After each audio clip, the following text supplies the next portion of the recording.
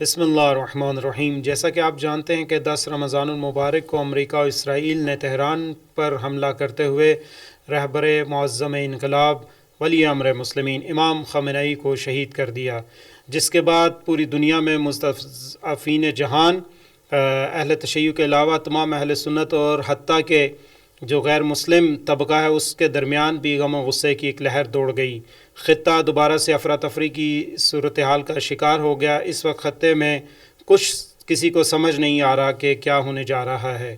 اس وقت خطے کی تازہ ترین صورتحال پر گفتگو کرنے کے لیے ہمارے پاس آج پھر سے موجود ہیں حجت الاسلام والمسلمین علامہ سید حسن رضوی۔ السلام علیکم ورحمۃ اللہ۔ وعلیکم السلام ورحمۃ اللہ۔ قبلہ، اس وقت جو جنگ کے اثرات دوبارہ سے لوگوں پر پھیل رہے ہیں، کیونکہ اس کے کچھ اقتصادی اثرات بھی ہیں اور حربی اثرات بھی، لیکن ہم یہ جاننا چاہ رہے ہیں کہ امریکہ اور اسرائیل کی اس جارحیت کے بعد آیت اللہ خامنئی کی شہادت کے کیا کیا اثرات مرتبط ہو رہے ہیں؟ بسم اللہ الرحمن الرحیم۔ بلا شک و شبہ اس صدی کے بڑے سانحات میں سے ایک سانحہ رہبر معظم امام سید علی حسینی خامنئی رضوان اللہ تعالیٰ علیہ کی یہ المناک شہادت ہے کہ جس میں وہ اپنے اہل و عیال اور اپنے روٹین کے جو امور انجام دیتے ہوئے اعلیٰ عہدیداران کے ساتھ جلسات اور میٹنگز میں مشغول تھے، تو دشمن نے بربریت کا مظاہرہ کرتے ہوئے ان کی شہادت کا اقدام کیا۔ شہید کا خون ایک خود عظمت رکھتا ہے اور اس کی تاثیر اس مادی جہان میں بھی دیکھنے کو آتی ہے، اور اخروی جہان کی نورانیت، مراتب و درجات وہ ان کے لیے قرآن کریم نے وعدے کی صورت میں قرار دیے ہیں، جس پر ہر مومن کو ایمان ہوتا ہے۔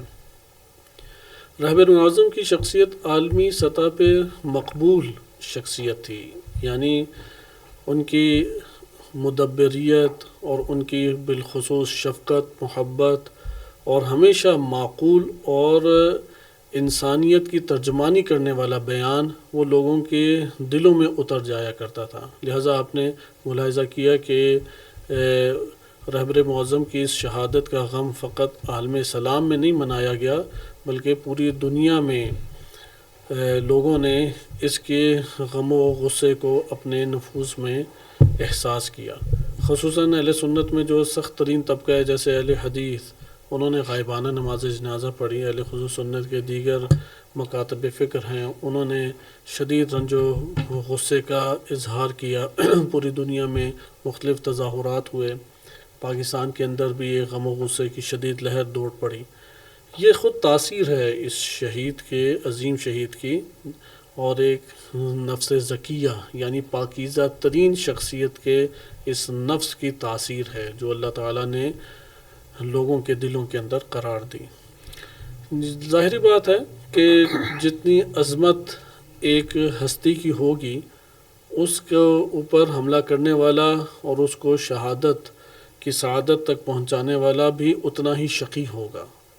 اشقیاء میں سے سب سے شقی، سب سے سعید بندے کے لیے اس تدبیر الہی میں قرار پاتا ہے۔ جیسے امیر المومنین علیہ الصلوۃ والسلام سب سے بزرگ ترین ہستی تھیں، تو اشق الاشقیاء نے ان کے قتل کا اہتمام کیا۔ اسی طریقے سے غیبت امام زمان علیہ الصلوۃ والسلام میں عظیم ترین ہستی رہبر معظم امام خامنئی رضوان اللہ تعالیٰ علیہ ہیں، کہ جس کے اوپر اس شقی نے اہتمام کیا ہے کہ اس وقت دنیا اس کی حماقت، اس کی سفاکیت اور اس کے مختلف طرح کے جرائم، غیر انسانی، غیر اخلاقی جرائم، جو ابھی تو چند لیکس ہوئی ہیں ایپسٹین جزیرے کے جو معاملات ہیں۔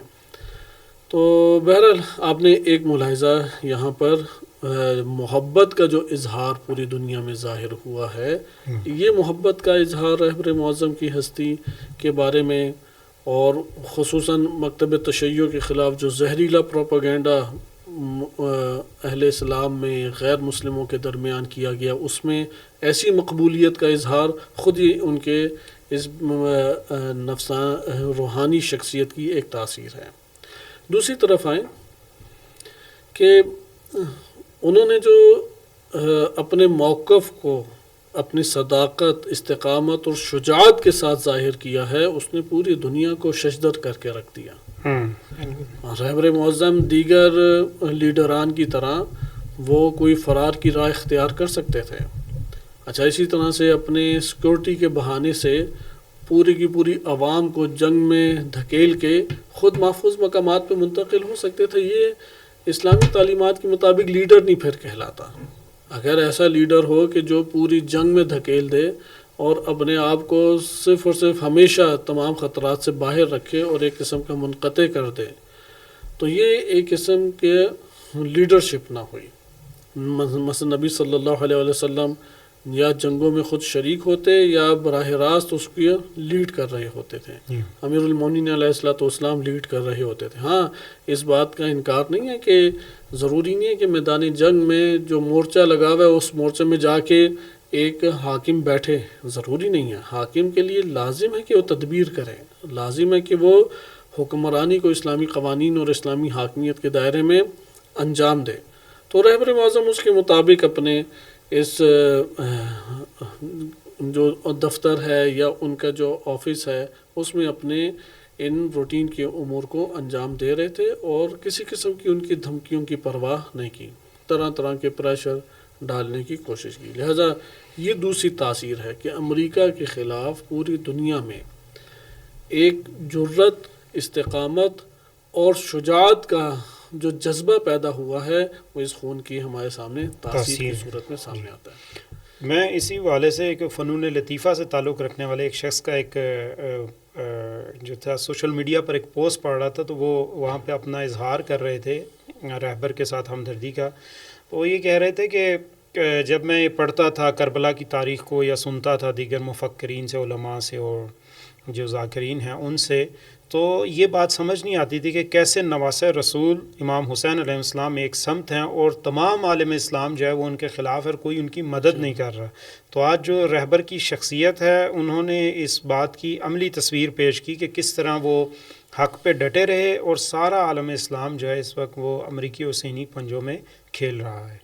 بالکل بالکل، آپ نے درست بات کی. اور اس میں مزید میں چند تاثیر کے اعتبار سے نکات عرض کروں کہ تیسری ہمارے پاس صورت آتی ہے کہ جو طواغیت ہیں ان کا جو تسلط قائم ہے خطے کے اوپر، خصوصاً عالم اسلام پہ ایک ہیبت اور ایک رعب اور دہشت پھیلی ہوئی ہے، اور انہوں نے جو اپنی عسکری تنصیبات پورے کے پورے عالم اسلام میں نصب کر رکھی ہیں، اقتصادی جال میں انہیں جکڑا ہوا ہے، استحصال ممالک کا برے طریقے سے وہ کر رہے ہیں.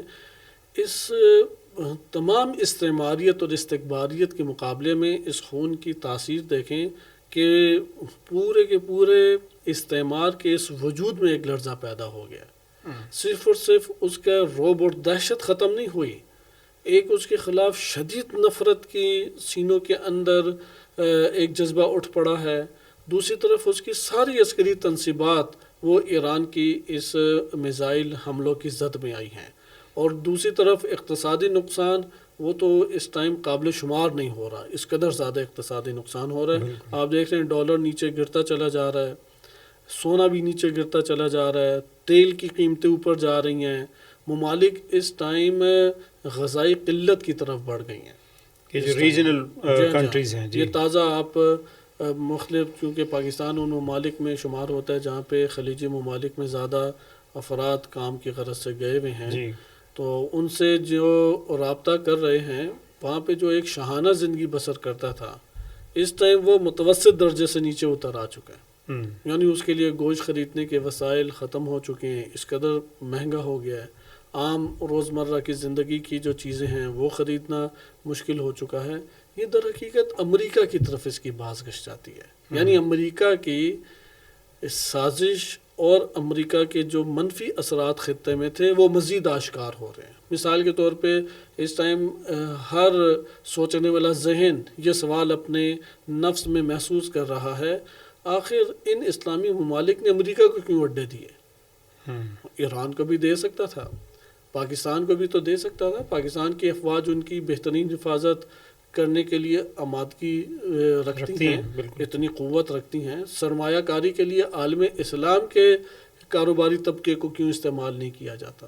بڑے بڑے اذہان جو عالم اسلام میں پائے جاتے ہیں اور ان کو ڈالر اور یورو دینار کے ساتھ خرید کر ان ممالک میں فرصت دی جاتی ہے کام کاج کی، وہ ان ممالک میں بھی تو بہترین انداز میں آزادی کے ساتھ دی جا سکتی. یعنی آپ نے پلان بنا کے ایک آلٹرنیٹ بلکہ حقیقی معنی میں اسلام کی بلندی کا جو سبب بن سکتا ہے اس آپ مرکز کو وجود دے سکتے تھے.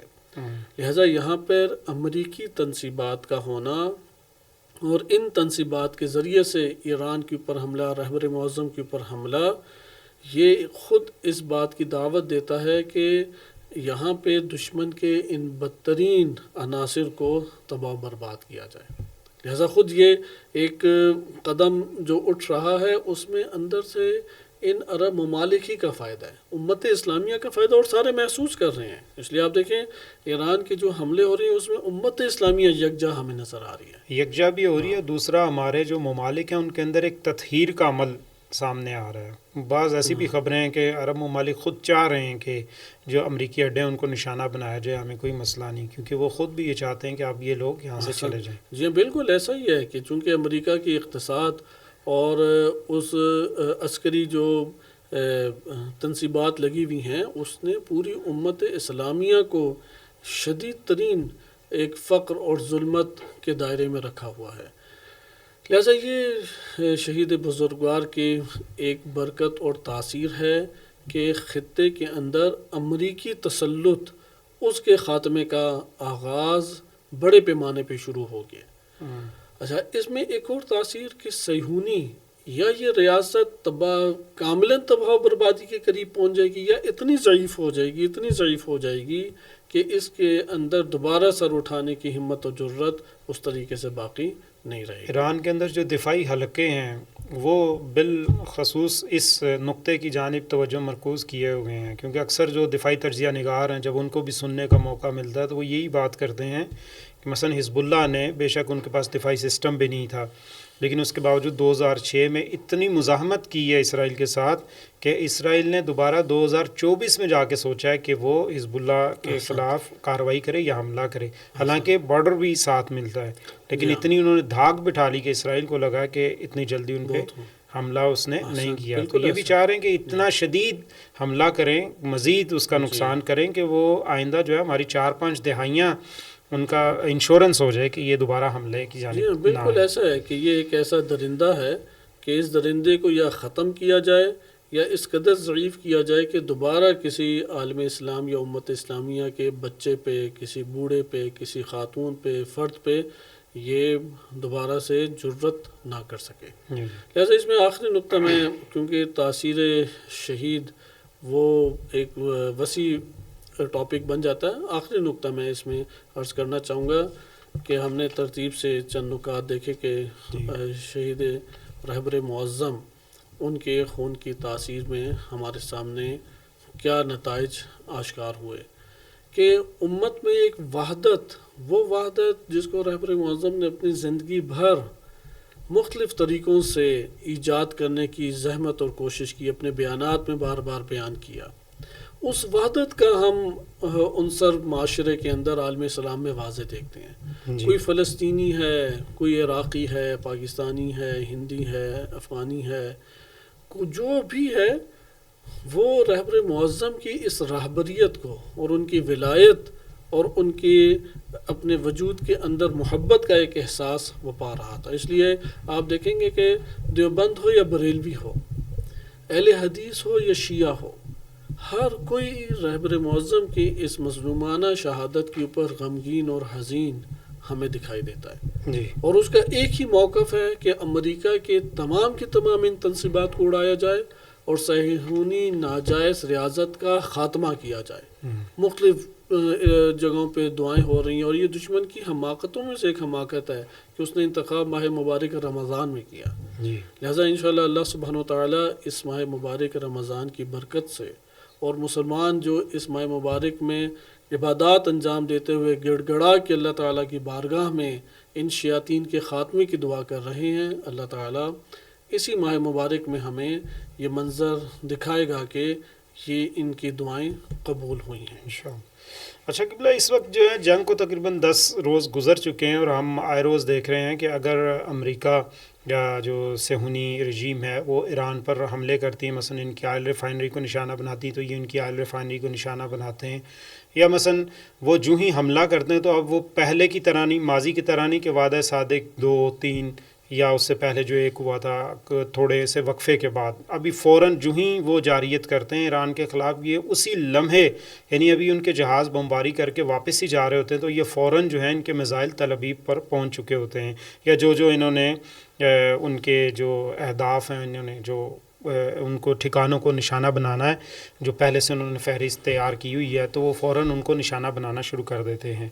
تو پھر ہم یہ بھی دیکھ رہے ہیں کہ شدید دشمن جو ہے خبروں کو سینسر کر رہا ہے، کہ حتیٰ آج جو ایک خبر آئی ہے کہ اسرائیل نے باقاعدہ 5 سال کی سزا معین کر دی ہے کہ اگر کوئی کسی بھی جگہ جہاں پہ ایرانی میزائل آ کے لگے یا ڈرون آ کے لگے، اس جگہ کی تصویر بنائے، ویڈیو بنائے اور اس کو پھر سوشل میڈیا پر پوسٹ کرے تو اس کو 5 سال کی سزا بھی دی جائے۔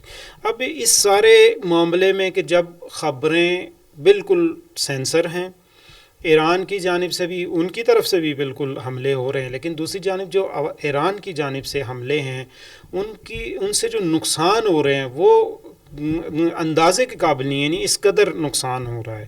تو آگے چل کر آپ کیا دیکھ رہے ہیں کہ اس جنگ کا اونٹ کس کروٹ بیٹھے گا، فتح بالآخر کس کی ہوگی؟ جی ہاں، یہ جو صورتحال ہے اس وقت دنیا کے سامنے آشکار ہے، اور پروپیگنڈے کا بھی دور ہے اپنے طور پہ، دشمن شدید پروپیگنڈا کر بھی رہا ہے۔ بعض چیزیں تو دیکھیں واضح ہمارے لیے ہو گئیں کہ 12 روزہ جنگ میں انہوں نے اپنی تمام پلاننگ کے ساتھ، کہ جو دیگر ممالک میں انہوں نے پلاننگ اختیار کی اور اسے انہوں نے اپلائی کیا تو اپنے مطلوبہ نتائج حاصل کیے، لیکن جہاں پہ مطلوبہ نتائج حاصل نہیں کر سکے، پھر انہوں نے دہشت گرد ادھر وارد کیے اور احتجاج کے نام پہ بدترین دہشت گردی کی تاریخ رقم کی، لیکن مطلوبہ نتائج حاصل نہیں کر سکے۔ یہ جو جنگ انہوں نے حمل کی ہے، اس جنگ میں بھی ان کے بنیادی اہداف 2 تھے۔ ایک ہے حکومت چینج کرنا، ان کے اپنے حساب کتاب کے مطابق جب تک رہبر معظم حیات ہیں حکومت تبدیل نہیں ہو سکتی تھی۔ دوسرا ان کا یہ تھا کہ انرجی ہستی کے ٹھکانوں کو تباہ کیا جائے، جی، جو ایٹامک ان کے ذخائر ہیں یا جی ایٹامک تنصیبات یا ایٹامک جہاں پہ بھی ایک ان کے سائٹس پروسیس ہیں چل سارا، رہی ہیں، جی جی ہاں، اس کو یہ ہٹ کریں اور تباہ کر دیں۔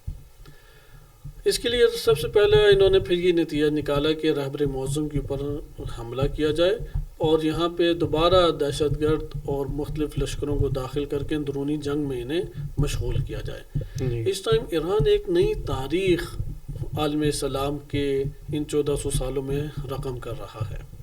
ابھی تک جتنی جنگیں لڑی گئی ہیں وہ ایک محاذ کے اوپر لڑی جاتی تھیں، لیکن جہاں پہ آپ دقت کریں تو 2 محاذ ہمیں نظر آتے ہیں۔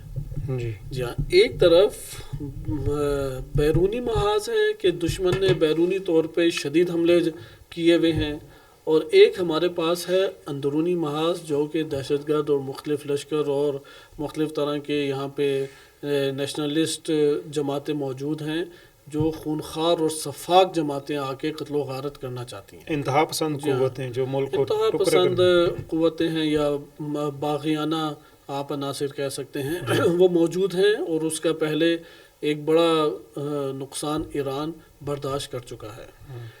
یہاں پہ بھی ان کی یہ پلاننگ تھی کہ جنگ ہو، بیرونی طور پہ وہ تباہ کریں اور اندرونی طور پہ یہ نکلیں اور حکومت کا تختہ پلٹ دیا جائے۔ ہوا اس کے برعکس کہ بیرونی طور پہ جو جنگ ہے اس کو انہوں نے کاملاً مساوی جنگ میں تبدیل کر دیا۔ جو حملہ کرو گے ویسا تم بھی جواب پاؤ گے، یعنی جیسے کرو گی ویسے کھاؤ گے، صحیح۔ اور رہبر معظم یہ کئی دفعہ اپنے بیانات میں فرما چکے تھے کہ اب وہ دور گیا کہ فقط مارو گے، ہم مارو گے تو کھاؤ گے بھی، اور بدترین طریقے سے تم کھاؤ گے۔ لہٰذا یہاں پہ یہ ہمیں نظر آتا ہے کہ جو بیرونی اب مقابلہ وہ کر رہے ہیں اس میں انہوں نے مساوی جنگ کا نظریہ اس کو پیش کیا ہے کہ ہم پہل نہیں کر رہے، پہل تم کرو گے۔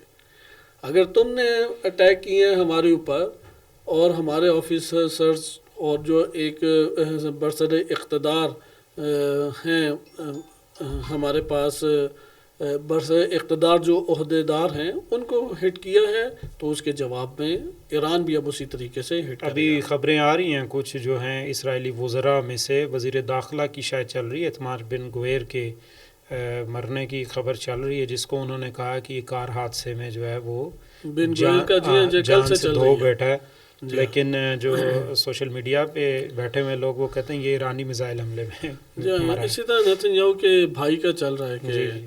وہ بھی مارا گیا ایک اور ہے بزلل سموٹریچ ہے، جی۔ یہ بھی بڑا انتہا پسند وزیر ہے ان کا، وزیر خزانہ، اس کے بیٹے کی چل رہی ہے ابھی دیکھ احسن۔ جی۔ اور یہ اصل میں یہ جو افراد ہٹ ہو رہے ہیں یہ ان مضبوط ترین پناہ گاہوں میں تھے کہ ان کے حساب کتاب کے مطابق ادھر اس کرۂ ارض میں کوئی نہیں پہنچ سکتا، جی ہاں، اور اللہ سبحانہ و تعالیٰ کی عنایات دیکھیں اس امت کے اوپر کہ ان کے اوپر ویسے ہی آ کے یہ بم برسے ہیں کہ جس طرح سے انہوں نے یہاں پہ حملے کیے تھے۔ اسی طریقے سے آپ بحرین میں، عرب امارات میں، چونکہ انہوں نے اپنی چھوانیاں خالی کر کے ہوٹلوں میں انہیں منتقل کر دیا، جی جی تو ہوٹلوں میں جو منتقل کیا ہے ان میں چن چن کے پورا ہوٹل سالم ہے، جی ہاں، جس طرح جس انہوں نے کمرے میں وہ یا ہے، جس اپارٹمنٹ میں، یا اسماعیل ہنیہ اور ان کے رفقا کو شہید کیا، جس طریقے سے جی جس طریقے سے یہاں پر انہوں نے دیگر ایران کے شخصیات کو، سائنسدانوں کو کیا ہے، رہنما شخصیات کو شہید کیا، سائنسدان ہیں اور جو حکومتی باڈی ہے ان کی، اس کو انہوں نے شہید کیا۔ اسی طریقے سے ابھی CIA کے بڑے بڑے افسران ہیں، ایک بڑی تعداد امریکی فوجیوں کی ہے، وہ ہٹ ہوئی ہے اور وہاں پہ واصل جہنم ہوئے۔ دنیا کو البتہ اس جانب سوچنا چاہیے کہ اتنی دقیق معلومات کے ساتھ جو امریکیوں اور صہیونیوں کو نشانہ بنایا جا رہا ہے، بالآخر ایران اب کمزور نہیں رہا۔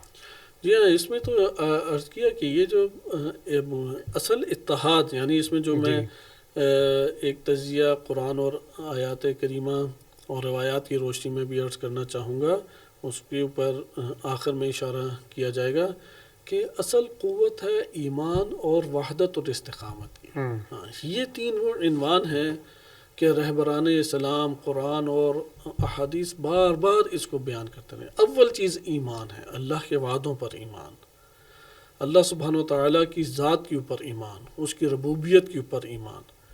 یہ جو قرآن اور تعلیمات اہل بیت علیہ السلام پر ایمان ہے، جب تک یہ ایمان قائم ہے، یہ نہتے بھی ہوں تو تب بھی یہ فتح یاب ہیں۔ استقامت کا مظاہرہ کریں، استقامت، جب تک استقامت ہے افراد کا عدد بڑھ جائے گا شہادت کے اعتبار سے، لیکن فتح حاصل ہوگی۔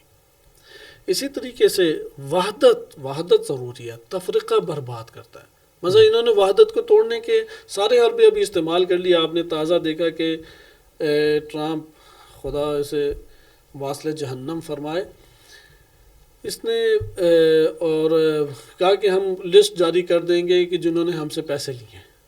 اچھا، ایک دن پہلے انہوں نے ایک دباؤ ایجاد کیا، ہلچل مچے اندر، پھر لسٹ جاری کر دی، لسٹ جاری کی، سوشل میڈیا پہ بھی چل گئی، لوگوں نے بھی پڑھ لی، ایک ذرہ آپ اس کا اثر نہیں دیکھ رہے پورے معاشرے میں، ایک ذرہ۔ وحدت ملی، اس شہادت کی جو تاثیر ہے قلوب کے اندر، وہ وحدت ملی کے طور پہ سامنے آئی ہے۔ جتنے اختلافی دھڑے تھے امریکہ کے خلاف جنگ کرنے میں اور صہیونی ریاست کے خاتمے کی کوششیں کرنے میں، اس ٹائم ایک پلیٹ فارم پہ جمع ہو چکے ہیں۔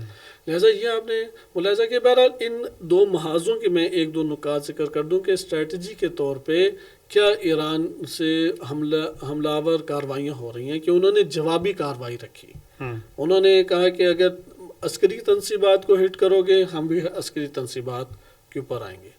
اس کے بعد وہ آگے، اور انہوں نے ابھی خطے میں اس کو نابینا کرنے کی کوشش ہے، چونکہ جس آنکھ سے وہ دیکھ رہے اس آنکھ کا نام ہے ریڈار۔ جی، تمام ممالک میں ریڈار اس کے توڑے ہیں، اور ان کی رینج اس قدر بڑے بڑے پیمانے پہ تھی کہ رشیا اور چین تک اس کی پہنچتی تھی، حدود رسائی تھی اس کی۔ اور ایک قسم کا اس نے نابینا کر دیا۔ مثلا کل اسرائیل کے اندر ہی انہوں نے جو حملہ کیا اور ہوائی جو ریڈار کو چیک کرنے والے تنصیبات ہیں اس کو انہوں نے اڑایا ہے۔ اس کے بعد ایک بہت بڑا ان کے لیے ایک دھچکا ہے کہ اس سے پہلے جتنے یہ ہوائی ایک ارتباطات تھے اسی کی اساس کے اوپر انجام باتیں تھے۔ خلاصہ کلام کہ دوسرا مرحلہ ان کا کیا آیا کہ انہوں نے اہم قومی اور ریاستی جو آپ کہہ لیں کہ خزانے شمار ہوتے ہیں یا انفراسٹرکچر شمار ہوتا ہے اس کو ہٹ کرنا شروع کر دیا. جیسے تیل کا ایک بڑا ڈیپو انہوں نے اڑایا. جی. اچھا اس کے مقابلے میں انہوں نے کی ان کی پالائش گاہ جو ہے اس کو اڑایا. اب پالائش گاہ یا تیل کے وہی ریفائنری ایک وسیع مفہوم بن جاتا ہے. اس کے مراحل ہیں. جی جی. ایک مراحل تک کہ پالائش گاہ میں جو ہے تو وہ تیل وہ ریفائن ہوتا ہے. اچھا ایران کے پاس تقریباً 400 یا اس کے لگ بھگ ہیں. جی جی. اور صہیونی ریاست میں فقط 4 ہیں. ان کی جب پہلی اڑ گئی تو وہ ٹھنڈے ہو گئے. اس سے آگے انہوں نے قدم نہیں اٹھایا. جی. جو تہران کا ڈیپو انہوں نے اڑایا ہے اگرچہ وہ ایک نقصان ہے جی مالیات کے اعتبار سے فضائی آلودگی کے اعتبار سے، لیکن پورے ملک میں ایک ذرہ تیل کی نہ قیمت کے اوپر فرق پڑا ہے اور نہ تیل کسی جگہ کے کم ہوا ہے. جی جی. نہ قیمت نہ مقدار دونوں میں حتیٰ کہ کوئی کمی خود مجھے کل پیٹرول ڈلوانے کی ضرورت پیش آئی گاڑی میں. صحیح. تو وہاں پہ رش بھی نہیں تھا. یعنی اس قدر وہاں پہ ترسیل جو ہے یعنی وہ مہیا جو تیل ہے ہر جگہوں پہ، نہ اس کی قیمت میں اضافہ ہوا ہے اور نہ ہی کوئی رش ہے، لوگوں میں گھبراہٹ ہے اور گہما گہمی کی صورت ہے. کوئی ایسی چیز ہمیں دکھائی نہیں دے رہی. یہ بہت ایک تعجب آور چیز ہے جی. کہ جو بیرونی طور پہ وہ دباؤ ڈالنا چاہ رہے تھے ان کے ملک میں جو نقصان ہوا ہے اس کا اندازہ لگانا ابھی بہت مشکل ہو جائے گا. ایک ملک کی بالکل بیس تباہ ہو گئی ہے. اچھا اسی طرح سے وہ آبادی کی طرف آ رہے ہیں. جیسے ٹرمپ نے ٹویٹ کیا اور پھر کالیباف انہوں نے سخت ترین اسے جواب دیا کہ اگر آبادی کی طرف آئیں گے تو صہیونی آبادی نشانہ بنے گی.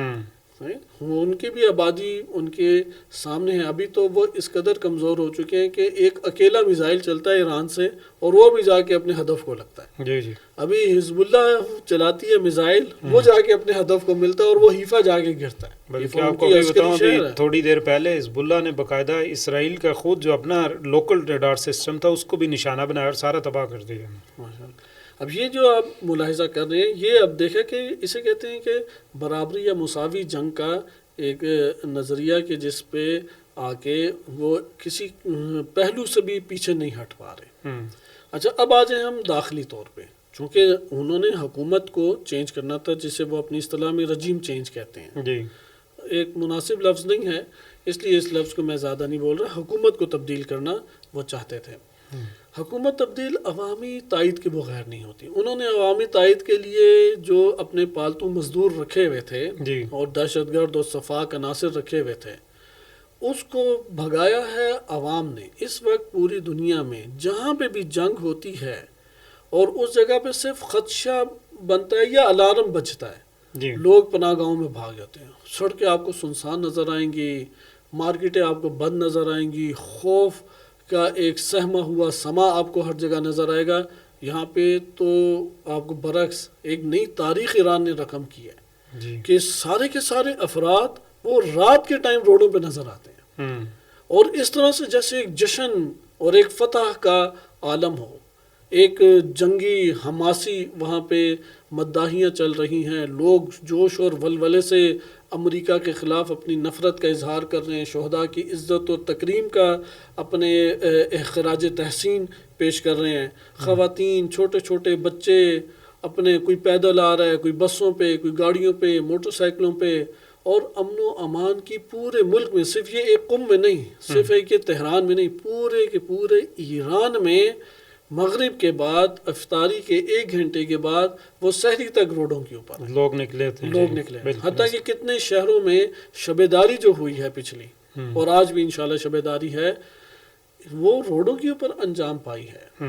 لہٰذا یہاں پہ ان لوگوں نے اپنے وجود کو روڈوں کے اوپر لا کے ان دہشت گرد مزدور صفاق عناصر کا خاتمہ کیا. ان میں جرت نہیں ہوئی کہ وہ باہر نکل سکیں. بالکل ایسا.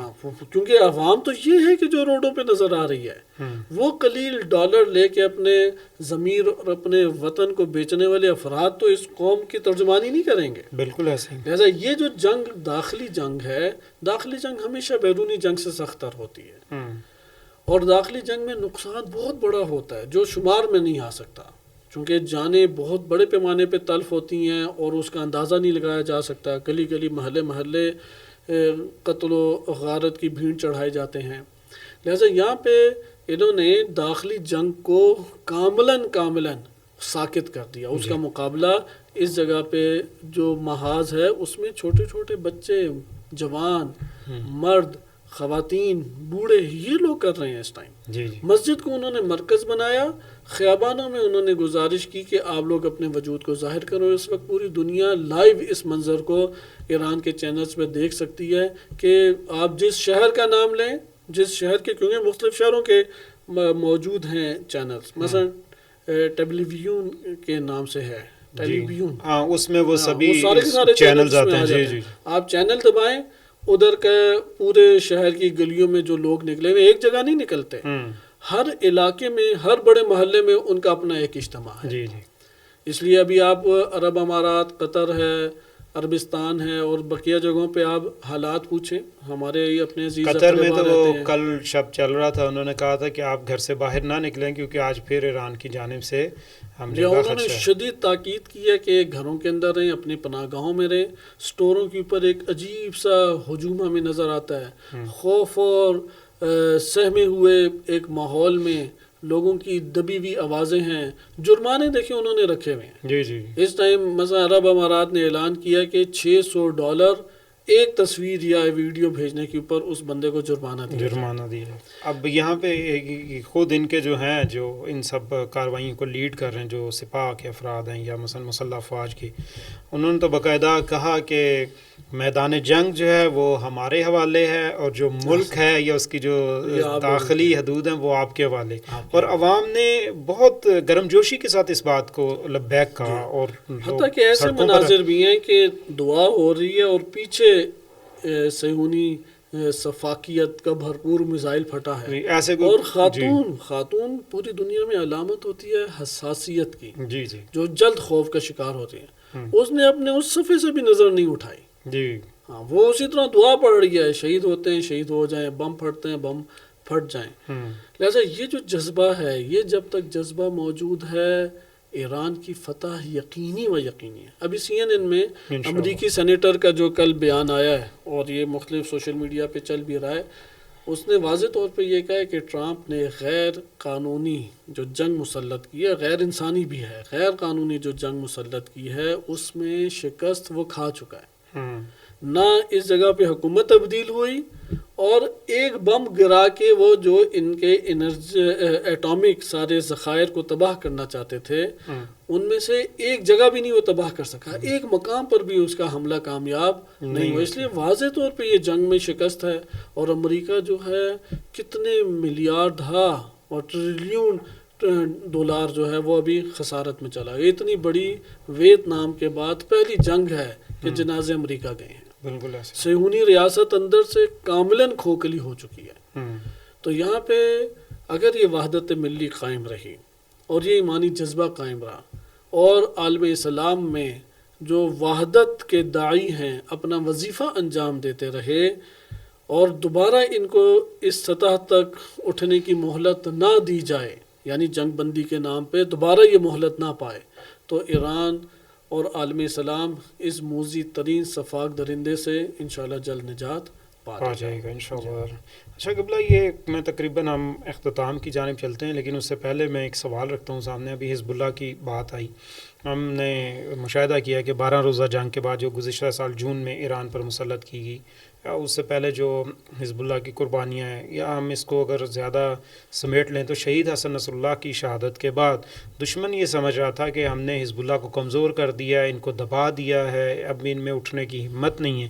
لیکن اس جنگ میں جو انہوں نے کم بیک کیا اور جس جواں مردی کے ساتھ وہ بڑھ کر اسرائیل پر حملے کر رہے ہیں، ان کو فوجیوں کو مار رہے ہیں، اور آئے روز وہاں پہ جو اسٹریٹجک ٹارگٹس ہیں ان کو وہ نشانہ بنا رہے ہیں. تو اس میں آپ حزب اللہ کی جو ہے وہ کون سے عوامل کار فرما ہیں کہ جنہوں نے دوبارہ سے حزب اللہ کو استقامتی میدان میں اتنا درخشاں کر کے دکھا دیا لوگوں کے سامنے؟ جی، اصل میں مکتب تشیع جو امامت کا نظریہ رکھتی ہے اور اس میں امام مہدی عجل اللہ تعالی فرجہ الشریف ان کے ساتھ ایک لگاؤ اور دینی ایک قوی حیثیت تشیع کی جو موجود ہے، اسی کا ایک اثر یہ ہے کہ ان کے نائب کے ساتھ بھی بڑی گہری وابستگی موجود ہے. وہ نائب حکم شرعی کے بیان میں ہو جسے مرجعیت کہتے ہیں، یا وہ نیابت امام مہدی علیہ الصلوۃ والسلام کی سیاست و حکمرانی کے باب میں ہو. لہذا اس شدت کا اثر یہ ہوا کہ اس شہادت نے ان کے حوصلوں کے اندر ایک نئی توانائی پیدا کر دی. حقیقت تو یہ تھی کہ نقصان کا ہم انکار نہیں کر سکتے. شخصیات کی ایک اثر ہے، ان کی زندگی پاکیزہ ترین زندگی کی نورانیت، اس کی محرومی کا جو ایک احساس ہے، ہم اس کا جبران تو کبھی نہیں لا سکتے. اسی طرح سے جو جانی مالی خطے کے اندر نقصان ہوتا ہے وہ بلا شک و شبہ اسے قبول کیا جاتا ہے. لیکن اس کا ہرگز یہ مطلب نہیں ہے کہ یہاں پہ مقاومت ختم ہو گئی، یہاں پہ جبہ حق وہ نابود ہو گیا. نہیں، جاء الحق و زہق الباطل. حق جب آ گیا تو باطل نے مٹ کے ہی رہنا ہے. حق نے غالب آنا، یہ اللہ کا وعدہ اور قانون ہے. ان الباطل کان زہوقا. یہ آہستہ آہستہ مٹ کے رہے گا. جتنا بڑھتا ہے اسی طرح آہستہ آہستہ مٹ جاتا ہے، اور حق جتنا دبتا ہے اسی شدت کے ساتھ وہ دوبارہ ابھر کے آ جائے گا. لہٰذا حزب اللہ اپنے طور پہ اسٹریٹجی کے اعتبار سے اپنے امور کو منظم کر رہی تھی. انہوں نے شیخ نعیم قاسم حافظہ اللہ تعالیٰ ان کو شہید کرنے کی اسی طرح کوشش کی جیسے شہید حسن نصر اللہ رضوان اللہ تعالیٰ علیہ کو کوشش کی، لیکن ناکام ہوئے. اب دشمن کی ناکامی کا وقت ہے. لہذا حزب اللہ وہ در حقیقت رہبر معظم کو نائب امام زمان علیہ الصلوۃ والسلام قرار دیتی ہے. ان کے اوپر کسی کی جرت اور جسارت کرنا وظیفہ اپنا قرار دیتی. تشیع کا یہ وظیفہ ہے، تمام مراجع اعظام اس کے اوپر متفق ہیں. لہذا انہوں نے اپنا ایک وظیفہ انجام دیتے ہوئے ادھر قدم اٹھایا، اپنے تمام حوصلوں کو جم کیا اور اپنے وجود کا اظہار اپنے وظیفے کے تعین کے ساتھ انہوں نے کیا، اور اس میں الحمدللہ اللہ تعالیٰ نے انہیں مسلسل کامیابی عنایت فرمائی، اور یہ مزید انشاءاللہ کامیابی ہم اپنی آنکھوں سے دیکھیں گے. ابھی تو یمن کے جو ایک عناصر ہیں یہ جبہہ حق، وہ ہمیں ظاہراً ساکت نظر آ رہا ہے، لیکن جتنا خاموش اتنا خطرناک. بالکل ایسے یہ جو خاموشی ہے، استعمار اس سے خود ایک گھبراہٹ کا شکار ہے اور اس کے اوپر سہمی ہوئی ہے.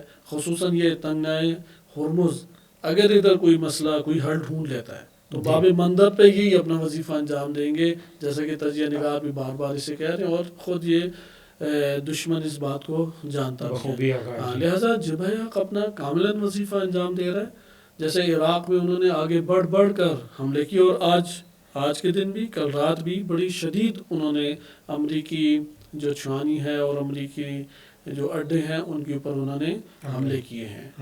تو الحمدللہ جبہہ حق اور جبہہ باطل وہ جب تک بشریت زمین پر قائم ہے ٹکراتے رہیں گے، اور یہ وہ وقت ہے کہ جب جبہہ حق نے غالب آ کے رہنا ہے. لہذا کم من فئۃ قلیلۃ غلبت فئۃ کثیرۃ باذن اللہ.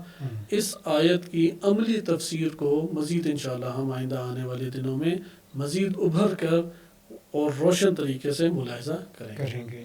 اچھا قبلہ، آخری سوال یہ ہے کہ امت مسلمہ کے نئے منتخب ہونے والے قائد ولی امر مسلمین آیت اللہ العظمیٰ سید مجتبیٰ حسینی خامنہئی کو آپ کس نگاہ سے دیکھتے ہیں؟ جی ہاں، انہوں نے جو انتخاب ہمارے سامنے آیا ہے اور ان کا ایک اعلان ہوا ہے، امام مجتبیٰ خامنہئی حافظہ اللہ تعالی، ان کی علمی جو حیثیت ہے وہ تو حوض علمیہ میں آیا ہیں. تقریباً 15 سال کے قریب درس خارج دینا، کئی فقہی ان کی تحقیقات کا چھپ جانا اور وہ اہل علم اور اہل نظر کے ہاتھوں میں آنا، اور بزرگ ترین علماء جیسا کہ فقہ میں جو ایک سر فہرست کے ہمارے اساتذہ شمار ہوتے ہیں، آیت اللہ لطف اللہ صافی الپیگانی، آیت اللہ وحید خراسانی، یا اسی طریقے سے بقیہ مراجع اعظام ہیں، ان کے محضر میں ان کا علم حاصل کرنا، اور آیت اللہ مجتہدی تہرانی اور رحمۃ اللہ علیہ ان جیسی با اخلاق شخصیت سے اخلاقی تربیت کا پانا، یہ خود ان کی علمی اور اخلاقی ایک بلند ترین سطح کو بیان کرتا ہے. دوسری طرف آئیں تو انہوں نے اپنی دفاعی اور اجتماعی جو وظائف ہیں وہ بچپن سے انجام دے رہے ہیں. بسیج میں دفاع مقدس میں شرکت کرنا ان کا، بسیج میں خدمات انجام دینا. پھر یہ خود تجزیہ نگار بتا رہے تھے کہ سپاہ کے اندر رہبر معظم کے خصوصی طور پہ نمائندے بن کے وہ رہے ہیں، یہاں تک کہ وہ جب رہبر معظم کی طرف آتے تو ارجاع دیتے تھے کہ آپ مجتبیٰ خامنائی سے آپ پوچھیں، جو ان کی نظر ہے وہی میری نظر ہے.